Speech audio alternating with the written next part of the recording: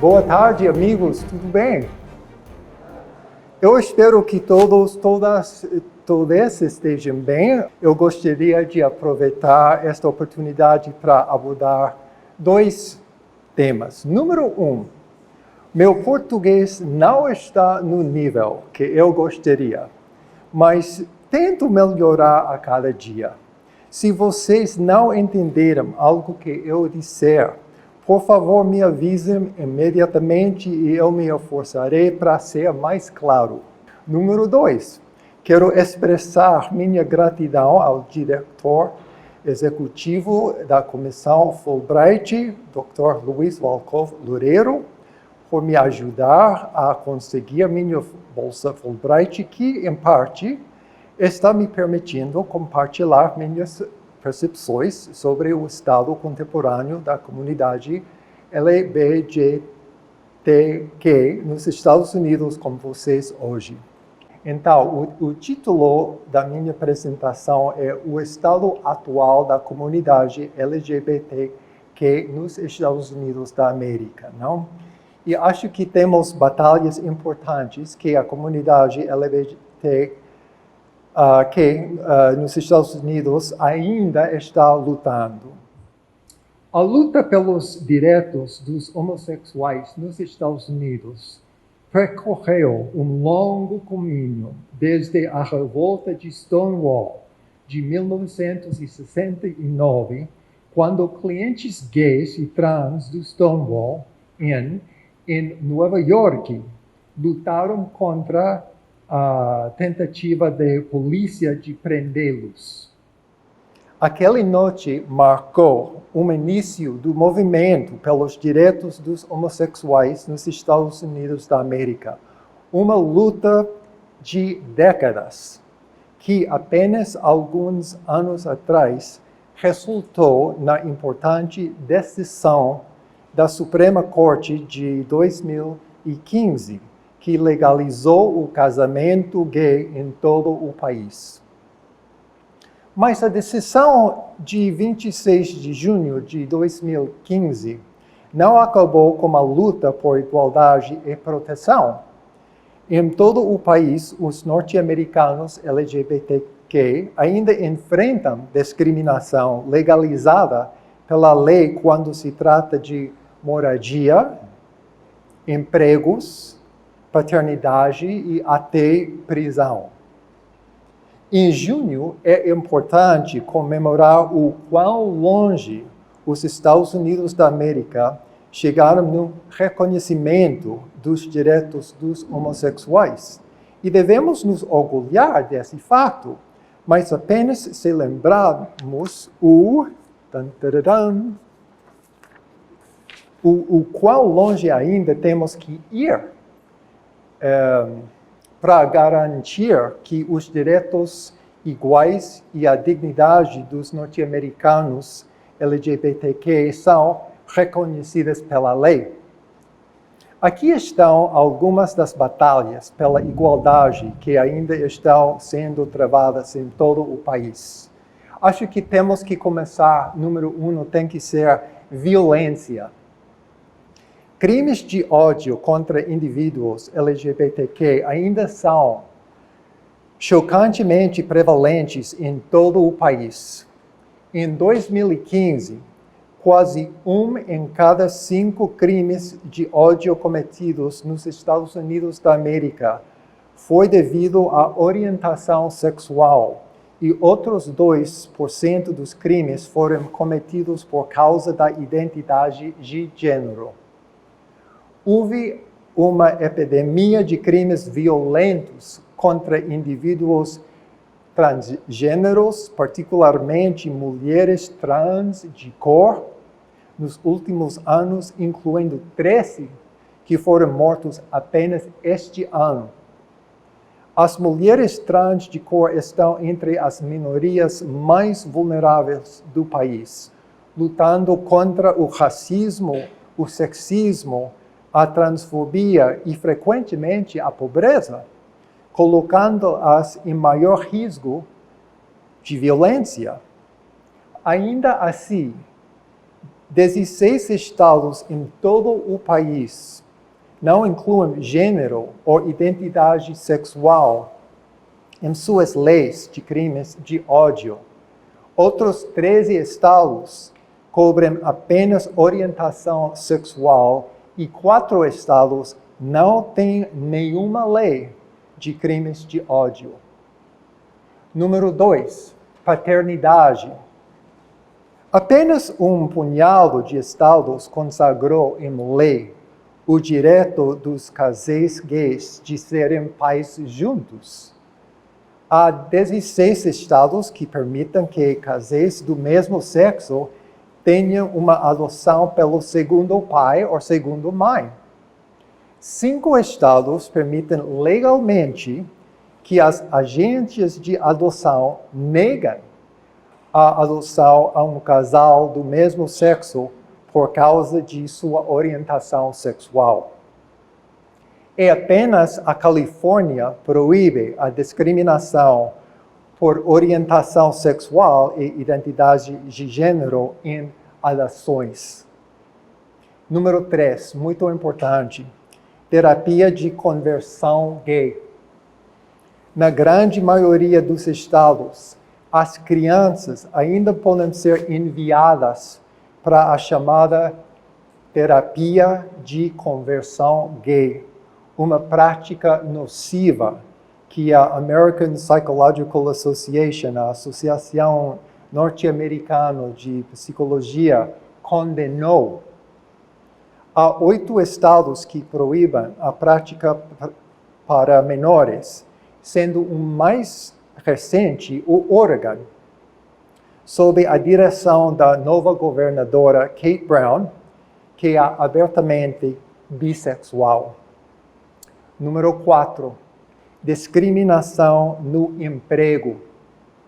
Na maioria dos estados, indivíduos gays e trans podem ser demitidos de seus empregos com base em sua orientação sexual ou identidade de gênero.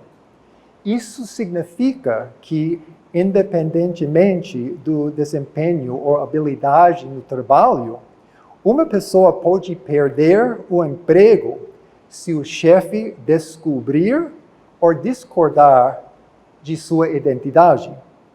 A falta de proteção obriga os indivíduos a permanecerem no armário, to stay in the closet, guardando os segredos de quem são para ganhar a vida.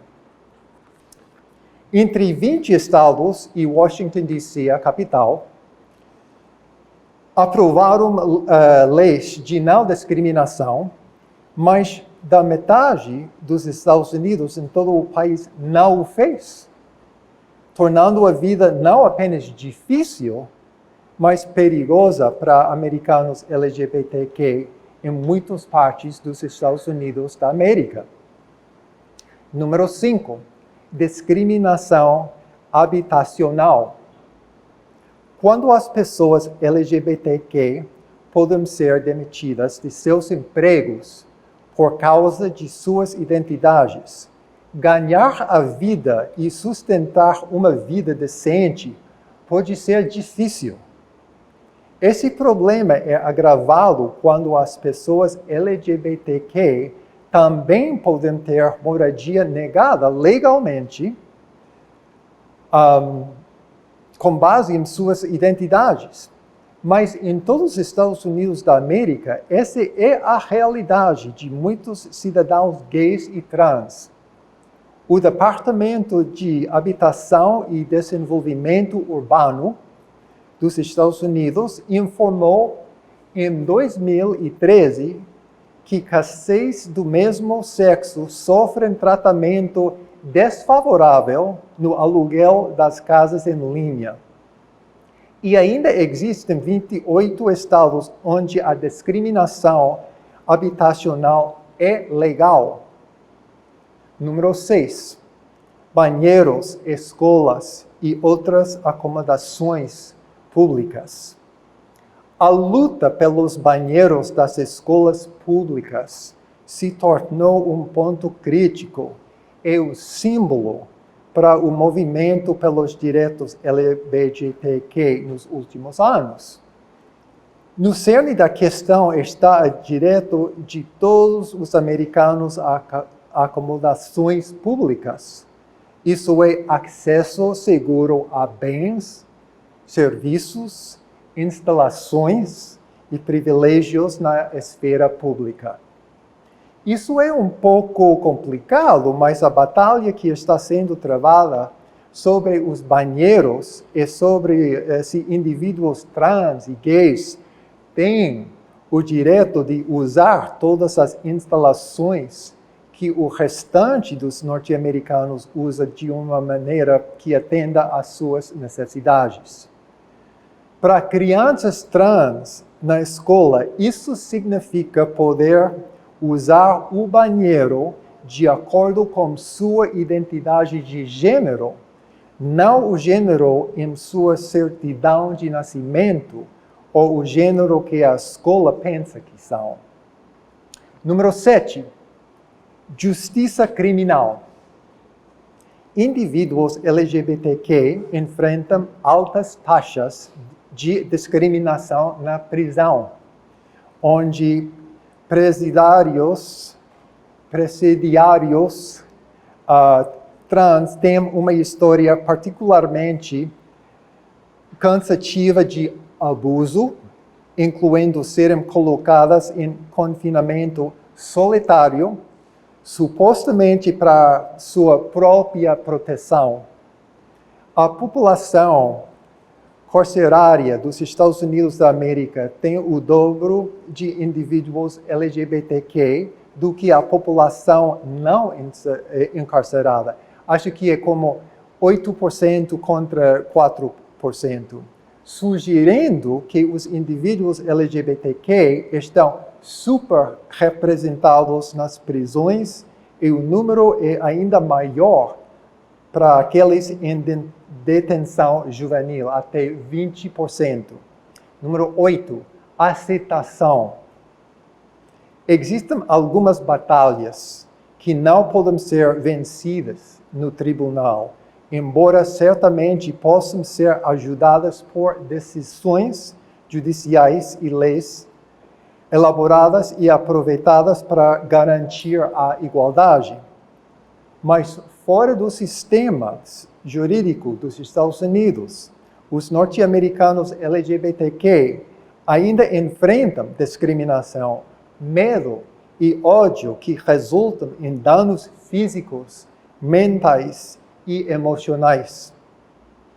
Cerca de 40% dos jovens sem teto nos Estados Unidos se identificam como LGBTQ e muitas vezes acabam nas ruas, porque são rejeitados por seus familiares. Lá, jovens, gays, lésbicas, bi e trans têm maior probabilidade de enfrentar a violência, acabar em perigo ou participar do crime e enfrentar traumas que podem afetar suas vidas inteiras. Um impressionante 41% dos adultos trans relataram tentativa de suicídio, seguidos por 10% a 20% dos adultos LGBT, de acordo com o Instituto Williams. A taxa para o restante da população gira em torno de 4%. O Williams Institute faz parte da Faculdade de Direito da Universidade de Califórnia em Los Angeles. É o principal centro de pesquisa sobre orientação sexual e leis de identidade de gênero e políticas públicas. Garantem que fatos, não estereotipos, informam leis, políticas e decisões judiciais que afetam a comunidade LGBT. Ok. Número 9. Saúde desigual. A comunidade LGBTQ continua a lutar por um melhor acesso aos cuidados de saúde e pela igualdade de tratamento por médicos e planos de saúde que podem bloquear o acesso dos indivíduos aos cuidados de que necessitam. Os jovens LGBTQ são mais propensos a ter problemas de saúde devido ao abuso de substâncias e problemas de saúde mental. E os indivíduos trans podem enfrentar discriminação das seguradoras de saúde simplesmente por se identificarem como trans. Em 37 estados, as seguradoras podem discriminar com base na identidade sexual e de gênero. Pela extrema importância das questões de saúde, quero falar sobre essas questões com mais profundidade. À medida que os Estados Unidos da América continuam a lidar com as crises econômicas e de saúde de Covid-19, a complexidade das experiências e atitudes entre os norte-americanos LGBTQ permanece subestimada. Como os indivíduos LGBTQ estão lidando com a pandemia de coronavírus? Que barreiras esses grupos enfrentam para acessar a receber cuidados de saúde eficazes? Falando de forma mais ampla, os indivíduos LGBTQ estão enfrentando discriminação contínua devido à sua orientação sexual ou identidade de gênero. E que efeitos essas experiências podem ter sobre seu bem-estar pessoal e financeiro? Para entender melhor essas e outras questões, o Center for American Progress, CAP, Centro para o Progresso Americano, em conjunto com um grupo de pesquisa independente e apartidário NORC, da Universidade de Chicago, elaborou uma das pesquisas mais abrangentes até hoje, explorando as vidas, atitudes e experiências dos norte-americanos LGBTQ. The Center for American Progress, CAP, é um instituto de política independente e apartidário com sede em Washington, D.C., a capital, que se dedica a melhorar a vida de todos os norte-americanos por meio de ideias ousadas e progressistas, bem como de uma liderança forte e ação concertada. O objeto deles não é apenas mudar a conversa, mas mudar o país. O NORC, da Universidade de Chicago, é uma das maiores organizações independentes de pesquisa social dos Estados Unidos. Estabelecido em 1941 como o Centro Nacional de Pesquisa de Opinião, seu centro corporativo está localizado no centro de Chicago, com sedes em vários outros locais nos Estados Unidos. A pesquisa inclui entrevistas com 1.528 adultos LGBTQ, auto-identificados com 18 anos ou mais, recrutados e administrados por meio de painel online, AmeriSpeak, do NORC, e conduzidos de 9 a 30 de junho de 2021, muito recente. AmeriSpeak é um painel representativo nacionalmente de entrevistados de famílias nos Estados Unidos. No geral, este estudo conclui que muitas pessoas LGBTQ continuam a enfrentar discriminação em suas vidas pessoais, no local de trabalho e na esfera pública, e em seu acesso a cuidados de saúde críticos. Essa experiência de discriminação leva a muitas consequências adversas para seu bem-estar financeiro, mental e físico. Muitas pessoas LGBTQ relatam alterar suas vidas para evitar essa discriminação e o trauma associado ao tratamento desigual. As gerações mais jovens geralmente relatam níveis mais altos de discriminação e problemas associados do que as gerações mais velhas. E os problemas associados à discriminação são mais pronunciados entre indivíduos transgêneros, indivíduos de cor e indivíduos com deficiência. A ansiedade sobre a coronavírus acrescenta outra camada de preocupação nesta comunidade, principalmente entre os entrevistados mais expostos em termos de saúde ou de sua situação de emprego. As principais descobertas da pesquisa incluem: número 1, mais de 1 em cada 3 norte-americanos LGBTQ enfrentaram algum tipo de discriminação no ano passado, incluindo mais de 3 em cada 5 norte-americanos transgêneros.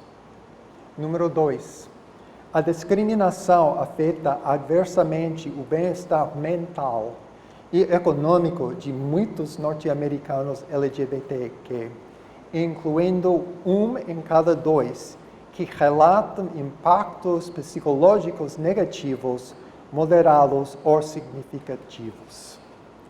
3. Para evitar a experiência de discriminação, mais da metade dos norte-americanos LGBTQ relatam esconder um relacionamento pessoal e cerca de 1/5 a 1/3 alterou outros aspectos de suas vidas pessoais ou profissionais. 4.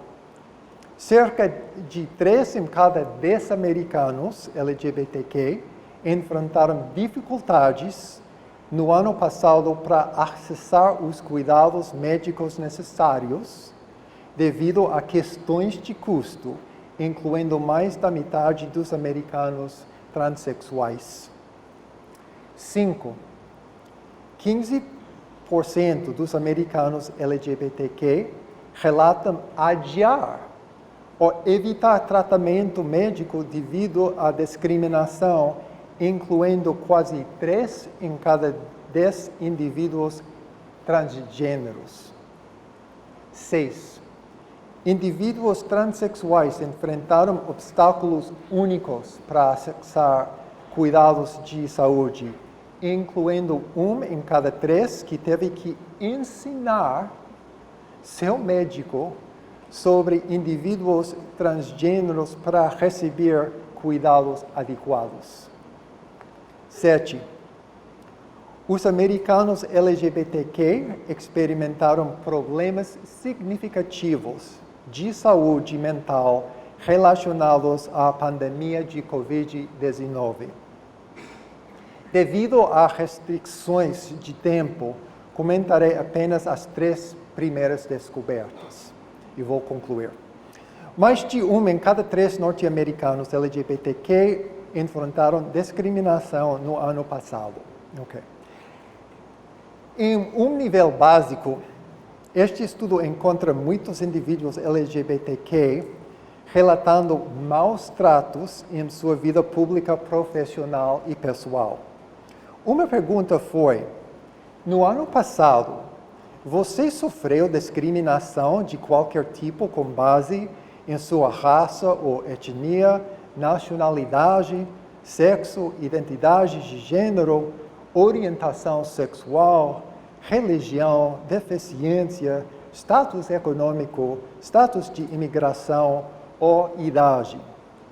E mais de 1/3 das pessoas LGBTQ 36% dos entrevistados disseram que sim. Entre os indivíduos transgêneros, esse número aumenta dramaticamente, com 62% relatando discriminação no ano passado. 2.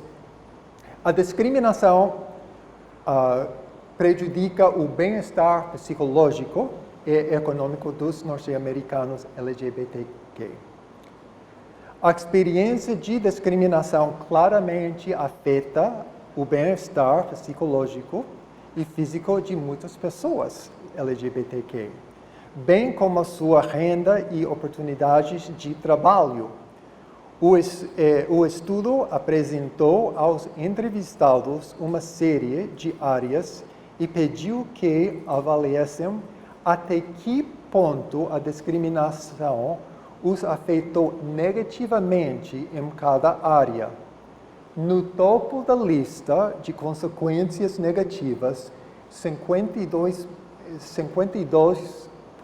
das pessoas LGBTQ disseram que seu bem-estar psicológico foi afetado negativamente em grau moderado ou significativo no ano passado. Número 3. Muitos norte-americanos LGBTQ escondem seus relacionamentos ou alteram suas vidas pessoais ou profissionais para evitar a discriminação. Uma outra pergunta para os entrevistados foi: o que você fez para evitar sofrer discriminação por causa de sua orientação sexual, identidade de gênero e ou alguma outra característica? Um total de 54% dos norte-americanos LGBTQ dizem que ocultaram um relacionamento pessoal. Esta foi a resposta mais dada quando questionados sobre como tentam evitar a discriminação. Finalmente, a conclusão. Este comentário abrangente dos norte-americanos LGBTQ levanta questões importantes para os formuladores de políticas e outros líderes da vida americana considerarem. Com mais de um terço dos norte-americanos LGBTQ relatando alguma forma de discriminação em suas vidas pessoais e profissionais, incluindo mais de 6 em cada 10 norte-americanos transexuais, claramente mais precisa ser feito para garantir tratamento igual na lei e na prática para essa comunidade. A decisão da Suprema Corte dos Estados Unidos, em 15 de junho de 2020, estendendo as proteções trabalhistas aos trabalhadores LGBTQ, foi uma vitória significativa. No entanto, a discriminação continua no local do trabalho, nos serviços de saúde e em locais públicos, precisa ser melhor abordada por meio de legislação abrangente, como a Equality Act, ou a Lei da Igualdade, e com recursos direcionados, projetados especificamente para ajudar esta comunidade. A Lei da Igualdade é um projeto de lei no Congresso dos Estados Unidos que, se aprovado, alternaria a Lei dos Direitos Civis de 1964 para proibir a discriminação com base no sexo, orientação sexual e identidade de gênero, no emprego, habitação, acomodações públicas, educação, programas financiados pelo governo federal, crédito e serviços de júri.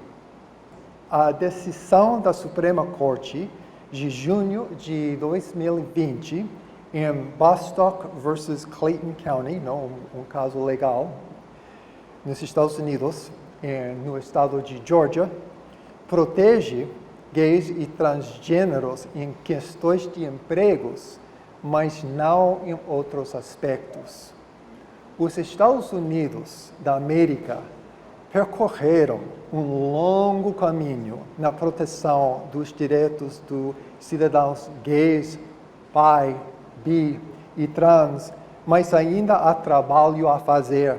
Em junho, vamos nos lembrar de começar com a aceitação. É o orgulho. Vamos finalmente tornar a igualdade LGBTQ uma realidade. Muito obrigado. Muito obrigado, professor Clary, pela sua apresentação, pelo painel Questões Contemporâneas da Comunidade Queer dos Estados Unidos. E para moderar os próximos minutos, esse segundo momento de perguntas e respostas, eu gostaria de convidar a professora Gláucia Fracaro, da Universidade Federal de Santa Catarina, para subir e compor a mesa. Obrigado.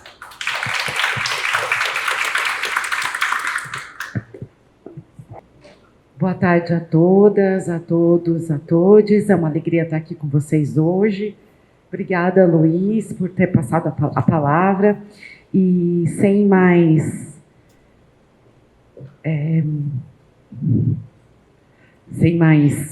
atrasos, vamos aos comentários e também abrir para o nosso debate, né? Quero agradecer ao meu colega Clary Loisel pela exposição, por trazer essas questões tão importantes sobre a comunidade LGBTQIA+, nos Estados Unidos. Essas questões, a luta por direitos nos Estados Unidos é muito importante também como uma espécie de referência, né, como uma espécie também de acúmulo político do que vivemos aqui no Brasil, não só no sentido que as pessoas podem pensar, no sentido só colonial da palavra, né, ou da experiência.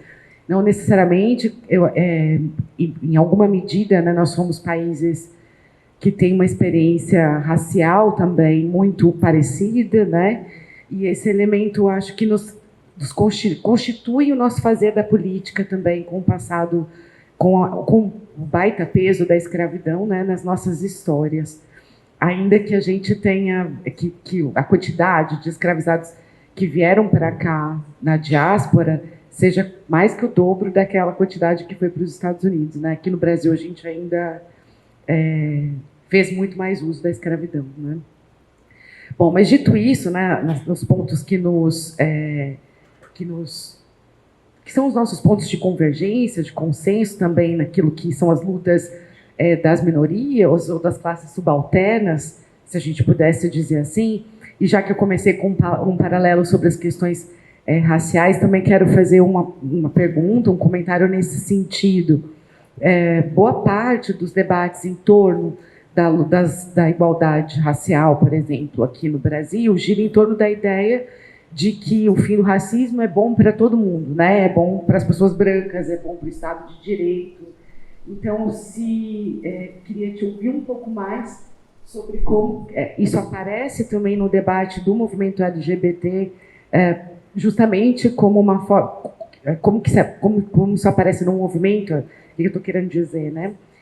Como que o próprio movimento LGBTQIA+, formula noções tanto sociológicas quanto de direitos sociais para acenar para a sociedade, né, que os direitos dessa população fazem bem para toda a humanidade, né, são direitos de toda a humanidade e podem deixar, né, o mundo melhor.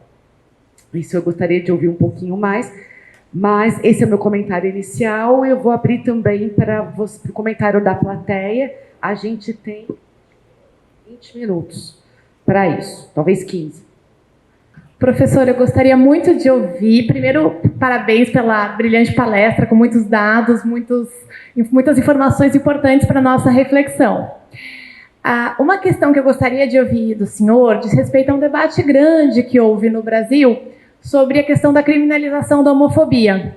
Ela é polêmica, não apenas, digamos, por ter passado pelo judiciário, mas também, sobretudo, porque existe um debate sobre até que ponto a seletividade é íncita ao direito penal e até que ponto essa transformação social que todos nós almejamos pode ser melhor conquistada por meio dessa ferramenta, de outra, ou pela combinação de todas. Então, eu gostaria muito de ouvir as reflexões do senhor sobre essa questão. Muito obrigada. Boa tarde a todos e todas. Também queria parabenizá-lo pela palestra. O senhor apresentou muitos dados, né? O senhor apresentou dados dos Estados Unidos, de como foi a luta historicamente, das questões sociais, de onde tem uma concentração. E aí eu fiquei comparando com o Brasil, que a gente também tem dados, né, agravantes com relação ao gênero no Brasil. Então, eu queria saber, países tão diferentes, né, Estados Unidos e o Brasil economicamente, e com situações muito parecidas, né, com relação justamente à discriminação, à criminalidade, da homofobia, tudo isso que a gente precisa combater. Teria algo, então, uma explicação maior para tudo isso, já que sociedades economicamente tão diferentes, mas apresentam um quadro muito semelhante, né, em que as pessoas precisam lutar, precisam estar sendo respeitadas, precisam ter seus direitos garantidos, né, e que há toda uma versão de um grupo da sociedade. Teria uma explicação? Pensou já teria algo acima disso para explicar por quê, e num mundo tão avançado, a gente já questionando, ainda existe esse um comportamento que não cabe mais à nossa espécie. Só complementar aqui, parabéns aí pela exposição, professor. Eu fiquei curiosa quando o senhor fala que a geração mais nova ela está sendo mais discriminada que a passada. E fiquei curiosa do porquê sobre isso e também se isso está relacionado à era Trump, se tem uma associação com esse período do Trump, porque aqui a gente viu bem claro também essa associação com certo viés político e um tipo de discriminação mais exacerbado. Obrigada. Eu acho que a minha questão vai um pouco na linha da colega, que é pensando que tanto os Estados Unidos como o Brasil têm acelerado um processo de encarceramento em massa, né? Nesse sentido, o Brasil ainda está um pouco atrás, me parece, dos dados de encarceramento, mas não é pouca coisa. Você considera que o direito penal é uma boa saída para combater o preconceito? Que criminalizar ajuda a pensar o combate ao preconceito, ou talvez isso seja uma armadilha também de como pensar os direitos humanos sem criminalização? Se criminalizar é a melhor saída ou não? Eu não tenho a resposta, mas vou dizer o que acho, não? E posso falar melhor sobre, claro, os Estados Unidos. Eu vejo problemas acontecendo antes, mas acho que a eleição de Barack Obama é um momento importante na história dos Estados Unidos. E o que aconteceu depois, com a chegada de Trump, agora o país está sofrendo o trumpismo. Eu não sei se é uma palavra, mas vou inventar neste momento.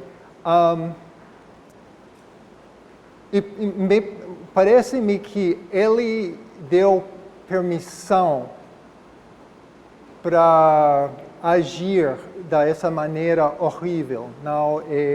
E causar problemas, mentir, enganar, roubar.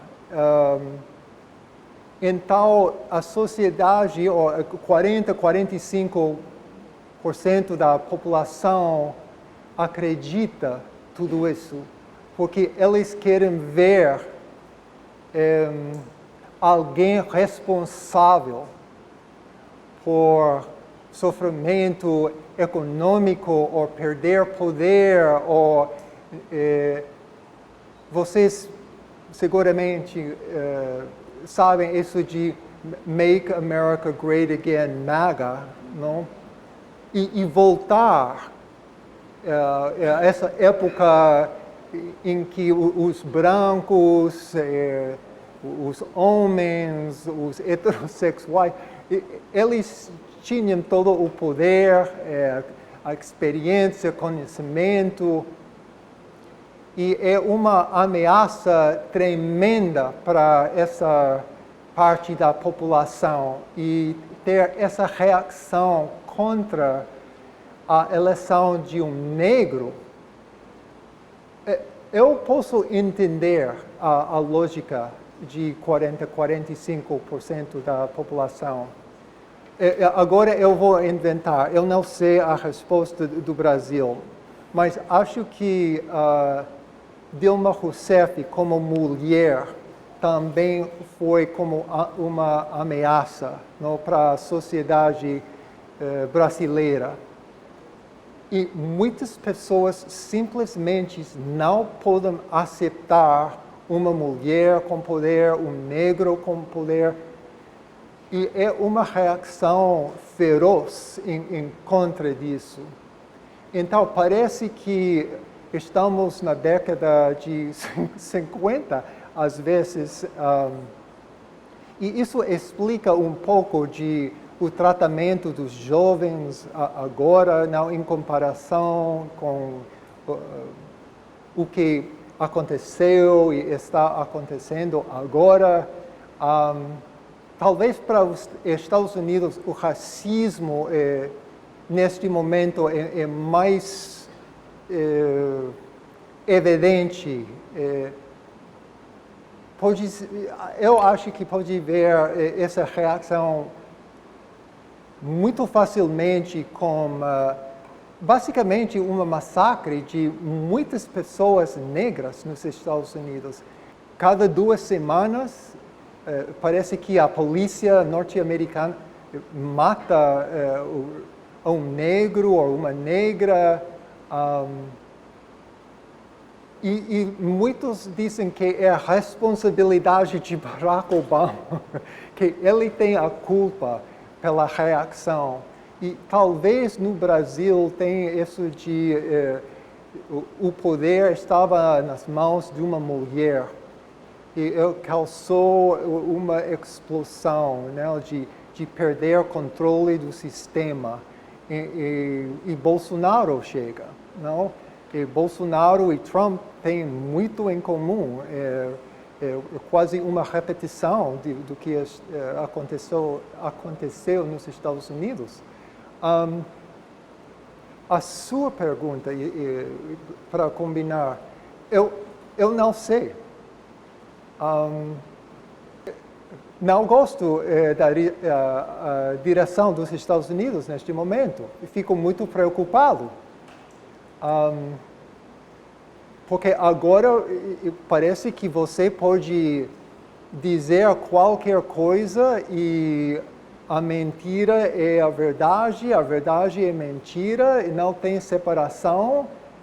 Se você não quiser aceitar o que a outra pessoa dizer, você simplesmente pode dizer mentira. Isso nunca aconteceu.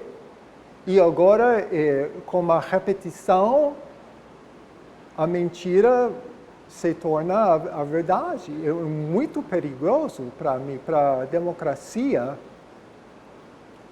E simplesmente isso é uma reação vendo o que aconteceu e está acontecendo agora nos Estados Unidos.